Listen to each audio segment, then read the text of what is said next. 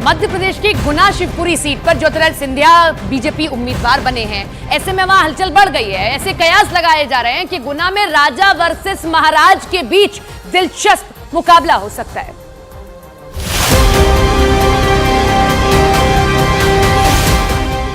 मध्य प्रदेश की गुना शिवपुरी सीट पर बीजेपी के उम्मीदवार का ऐलान होते ही यहां की सियासी हलचल बढ़ गई है।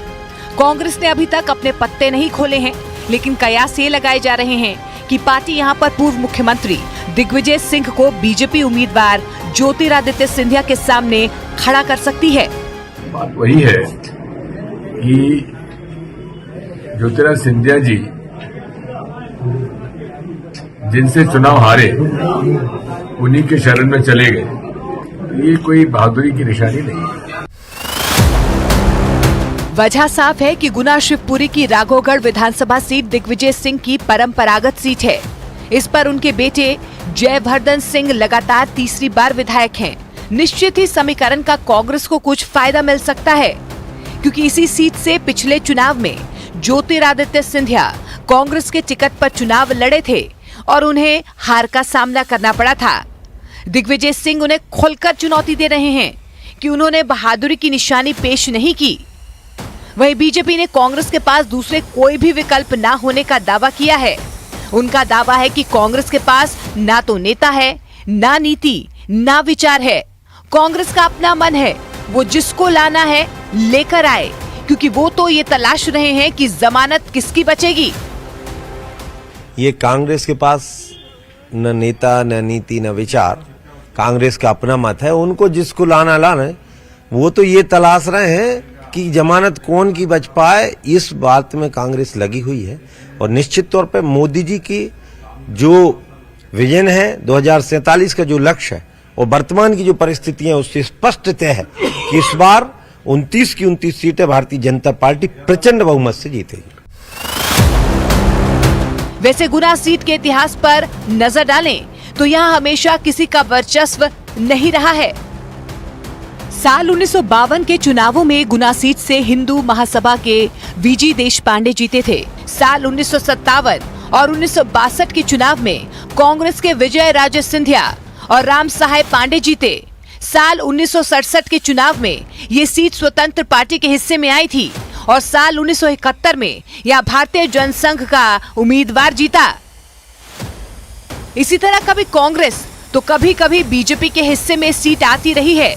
बीते दौर का सिंधिया रियासत में आने वाली गुना शिवपुरी सीट में ज्योतिरादित्य सिंधिया महाराज के नाम से जाने जाते हैं और इलाके के लोग दिग्विजय सिंह को दिग्गी राजा कहते हैं। ऐसे में अगर दिग्विजय सिंह कांग्रेस की तरफ से उतारे गए तो गुना में राजा वर्सेस महाराजा का मुकाबला दिलचस्प होगा। पंजाब विधानसभा में कांग्रेस नेता अमरिंदर सिंह राजा को न बोलने देने पर हंगामा हो गया। नारेबाजी और बहस के बीच मार्शल ने अमरिंदर सिंह को सदन से बाहर कर दिया। इसके बाद कांग्रेस बुरी तरह भड़क गई। पंजाब विधानसभा में बीते 3 दिनों में कांग्रेस और आम आदमी पार्टी के नेताओं के बीच कई बार तीखी बहस हुई। लेकिन बजट सत्र के चौथे दिन मामला और ज्यादा बढ़ गया। कांग्रेस के प्रदेश अध्यक्ष अमरिंदर सिंह राजा ने आरोप लगाया कि विधानसभा में उन्हें बोलने से रोका गया। सदन में जब वो आम आदमी पार्टी की कमियां गिना रहे थे तो उनका माइक तक बंद कर दिया गया। जब उनको लगा कि आंकड़े हमारे खिलाफ हैं तो कह दिया कि कम बंद, माइक बंद, कैमरा बंद। अमरिंदर सिंह ने आरोप लगाया कि स्पीकर के इशारे पर विधानसभा में मौजूद मार्शल ने उनके साथ बदसलूकी की और सदन से बाहर कर दिया। इसके बाद बाहर आकर कांग्रेस के प्रदेश अध्यक्ष ने मीडिया के सामने सफाई दी। मैंने किसी को गाली नहीं निकाली, मैंने किसी को तू नहीं कहा, मैंने किसी को ये नहीं कहा। कांग्रेस ने आरोप लगाया कि जानबूझकर उनके प्रदेश अध्यक्ष को सदन में सिर्फ 2.5 मिनट ही बोलने का मौका दिया गया। 2 दिन पहले कांग्रेस के प्रताप सिंह बाजवा और मुख्यमंत्री भगवंत मान के बीच विधानसभा में काफी जोरदार बहस हो गई थी। उत्तर प्रदेश के अमेठी में केंद्रीय मंत्री स्मृति ईरानी एक दिव्यांग से मिलने के लिए भीड़ के बीच मंच से नीचे उतर गई। स्मृति ईरानी वहां सांसद महिला मैराथन दौड़ प्रतियोगिता के आयोजन के मौके पर पहुंची थी, लेकिन तभी उनकी नजर वहां आए एक दिव्यांग पर पड़ी। वो लोगों की भीड़ के बीच मंच से उतरकर सीधे उस दिव्यांग के पास पहुंच गई। व्हीलचेयर पर बैठे उस दिव्यांग ने अपनी मुश्किलों के बारे में स्मृति ईरानी को बताया। इस दौरान वो ध्यान से उसकी बातें सुनती रहीं। केंद्रीय मंत्री को अपने बीच पाकर उस दिव्यांग की मां के आंसू निकल पड़े। रो नहीं, मैं कर देंगे, चिंता ना करो। स्मृति ईरानी ने उस दिव्यांग की बातें सुनने के बाद तुरंत वहां मौजूद अफसरों को उसकी मदद करने के निर्देश दिए। तुम घर जाओ, कार्यक्रम बाद कोई आ जाएगा। एक विश्व तेरी जिम्मेदारी में है। स्मृति ईरानी से मिलने वाला दिव्यांग अमेठी के ही सराय का रहने वाला बताया गया।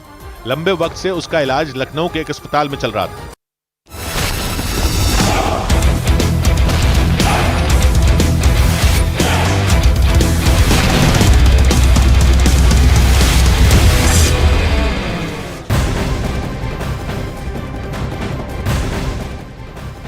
और खबर है महाराष्ट्र से, जहां हमारे सूत्र ये कह रहे हैं कि कांग्रेस 19 लोकसभा सीटों पर चुनाव लड़ने की तैयारी में। महाविकास आघाड़ी में सीट शेयरिंग को लेकर अभी भी मुश्किलें हैं। इस बीच खबर है कि कांग्रेस 19 सीटों पर चुनाव लड़ने की तैयारी में है। यही नहीं, महाराष्ट्र में आज कांग्रेस नेताओं की अहम बैठक होने जा रही है। केसी वेणुगोपाल बैठक की अध्यक्षता करेंगे।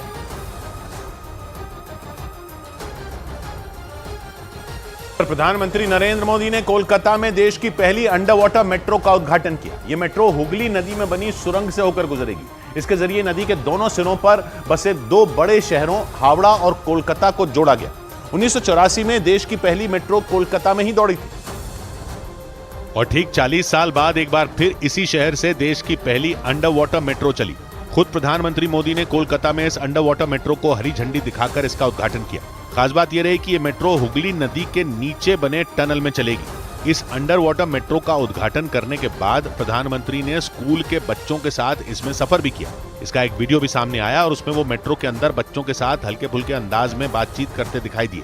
बच्चे भी उनके साथ घुलते मिलते नजर आए। कुछ देर तक बच्चों से बात करने के बाद प्रधानमंत्री मोदी ने नदी के नीचे सुरंग बनाने वाले इंजीनियरों और वहां काम करने वाले दूसरे लोगों से भी बातचीत की।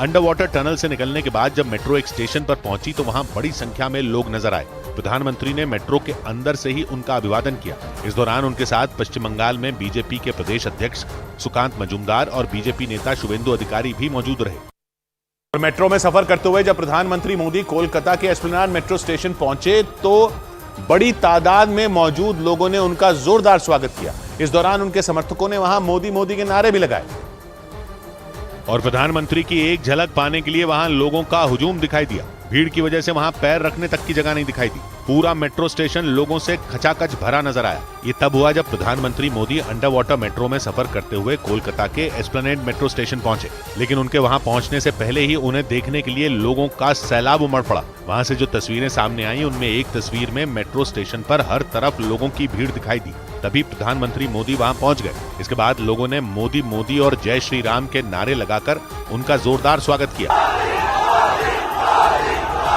इस दौरान प्रधानमंत्री कुछ देर तक खड़े रहे और वो लगातार हाथ हिलाकर मेट्रो स्टेशन की सीढ़ियों पर खड़े लोगों का अभिवादन स्वीकार करते नजर आए, जबकि वहां मौजूद लोग मोबाइल फोन से उनका वीडियो बनाते रहे। हालांकि थोड़ी देर बाद पीएम मोदी वहां से निकल गए।